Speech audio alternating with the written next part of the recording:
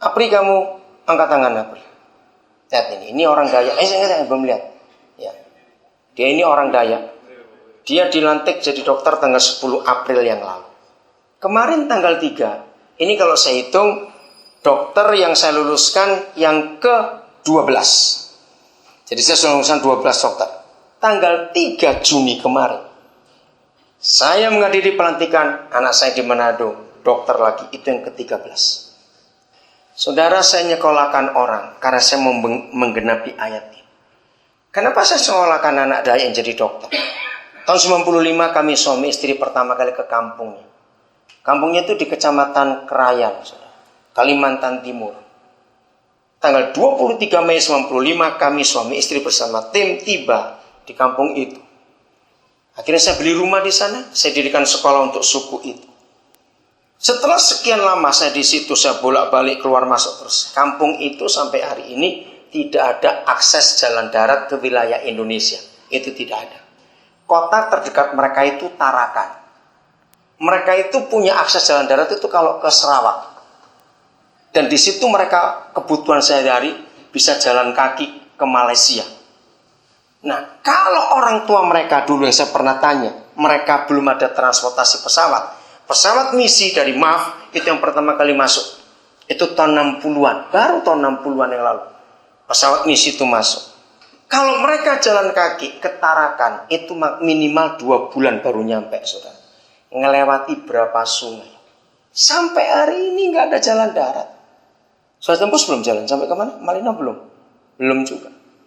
Mereka ada di gunung, saudara. Nah, yang saya heran, tahun 33 ada 2 penginjil bisa tahu di daerah itu ada manusia. Itu saya nggak ngerti. Dari mana mereka 2 tahu ada orang di daerah itu?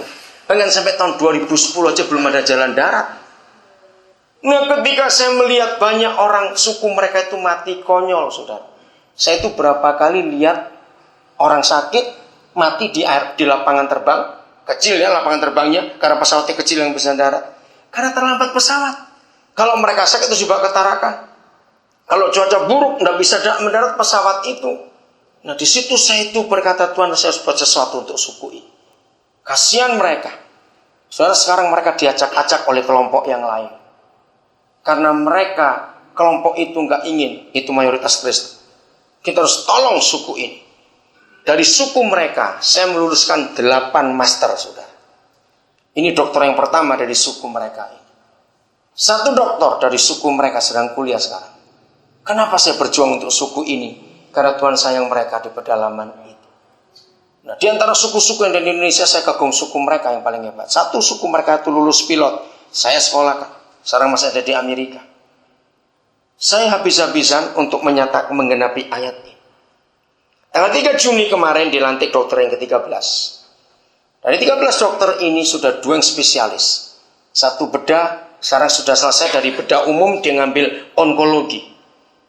Waktu dia lulus bedah umum, saya tanya, berapa biaya yang Papa keluarkan untuk kamu? 300 sekian puluh juta, saudara. Saya juga heran. Tuhan luar biasa. 1 lagi anak spesialis anak. Sekarang ada di Timika, jadi dokter spesialis anak di sana. Kami akan terus berjuang. Saya berbawa 1 anak Rio, kamu katakan.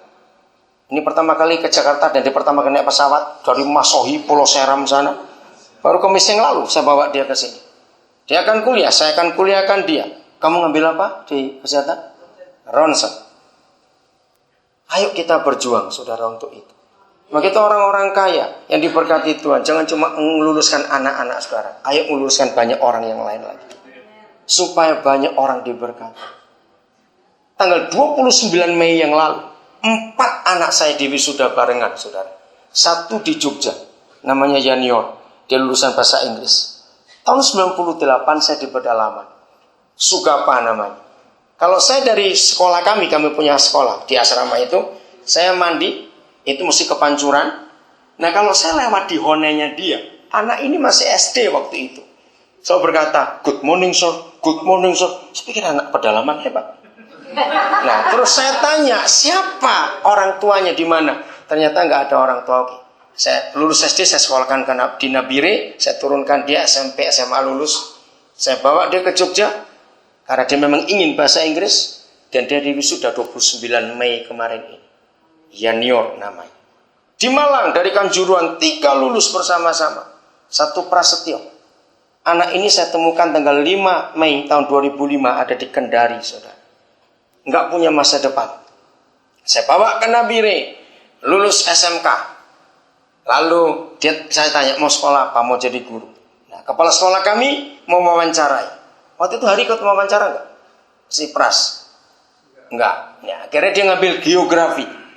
Lalu saya ketemu 2 anak lagi kakak beradik. Ini dari keluarga muslim. Dari Jombang. 1 Juli, 1 Citra. Lulus SMA. Lalu kami tanya, kamu mau lanjut? Mau. Masuk sama-sama Prasetyo ini ke Malang. Yang Juli ambil bahasa Inggris. Lalu yang Citra ambil fisika. Dan mereka diwisuda tanggal 29 yang lalu. Dan semua mereka akan kembali ke Papua untuk jadi guru. Saudara, kalau saya hitung, dari tahun 81 saya mulai nyekolahkan orang. Itu tahun 81. Sampai 29 Mei yang lalu. Kira-kira saja. Yang lulus S1 itu sudah 300 sekian puluh orang. Saudara.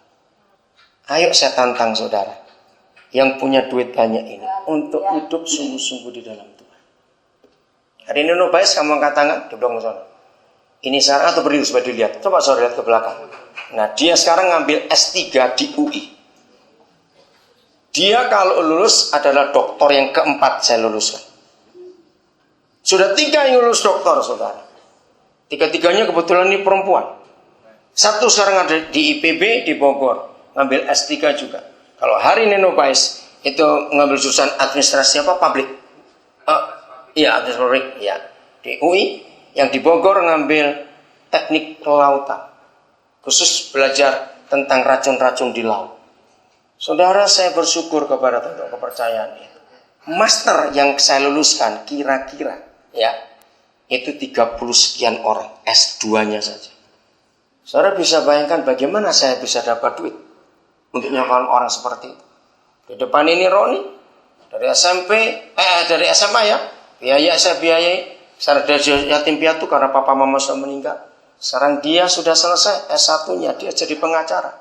Dan hari-hari ini lagi daftar di UGM untuk ngambil S2-nya. Ayo saudara, kita hidup dalam kebenaran ini. Jangan pelit, katakan amin. Saya selalu berkata kepada banyak orang, ternyata musuh Injil itu bukan setan, tapi Kristen pelit itu musuhnya Injil.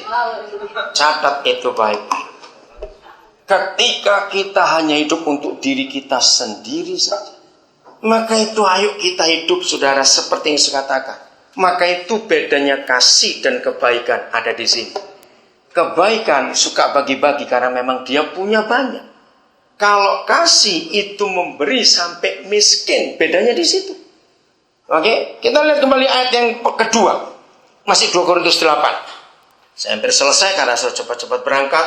Ini tadi jam 4 kurang seperempat. Saudara, waktu Jakarta. Salah satu guru kami, saya dapat anak ini di pedalaman Kalimantan Timur, di Kutai Barat. Saya sekolahkan dia. Sampai dia menikah, sekarang punya anak 3. Pak Moko meninggal hari. Nah, akhir tahun yang lalu, dia itu kena malaria, saudara. Anaknya ketiga, masih kecil-kecil. Malaria cukup parah. Selalu sekolah, dia mau gabung dengan kami, dia jadi guru. Saya juga jadi gembala di Nabire. Nah, akhir tahun yang lalu, dia itu kena malaria. Terlalu parah malaria. Nah, karena dia itu ingin cepat sembuh, dia itu makan obatnya salah, dosisnya ditinggikan, livernya kena. Nah kami tidak mikir, saya pikir cuma biasa, mual. Tapi kok makin parah, perutnya besar. Akhir April yang lalu, akhirnya saya bilang, sudah kamu ke Makassar saja untuk berobat. Tapi dia tunda-tunda. Ya keluarganya, teman-teman sudah pakai temulawak segala macam. Saya bilang nggak bisa cepat berangkat. Akhirnya berangkat saudara awal Mei. Begitu sampai di sana, dokter bilang, sudah kanker stadium 4 livernya itu. Aduh, umurnya baru 30 sekian, saudara. Nah, kemarin pagi dia masih doa dengan saya. Dia bilang, Papa saya kesakitan betul. Saya beri kekuatan iman sudah semuanya. Tadi jam 1, saya pulang dari gereja, dapat telepon, dia sudah di ICU kritis. Saya bilang, malam ini Papa akan usahakan ketemu. Ternyata jam 4 kurang seperempat dia meninggal. Besok akan ada pemakaman. Kami sedih sekali, dia guru yang hebat. Dia pinter apa saja, saudara. Itu jahatnya Papua. Jadi pembunuh tertinggi di Papua itu 3. TBC, malaria, dan AIDS. Saya itu sudah ratusan kali kena malaria, nggak pernah ngitung. Apri, kamu angkat tangan, Apri. Lihat ini orang kaya. Saya belum lihat.